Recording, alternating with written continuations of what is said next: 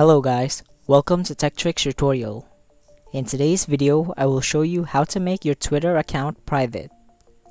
So let's get started. First, open up X or Twitter.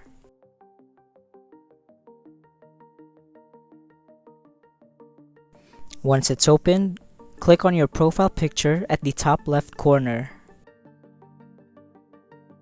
Then click on Settings and Support. Now you're going to click on Settings and Privacy from the drop-down menu. From here, you're going to click on Privacy and Safety. Then, Audience and Tagging. Now all you have to do is turn on both of these options. And once they're turned on, only your followers will be able to see your posts and stuff. That's pretty much it. Thank you for watching this video.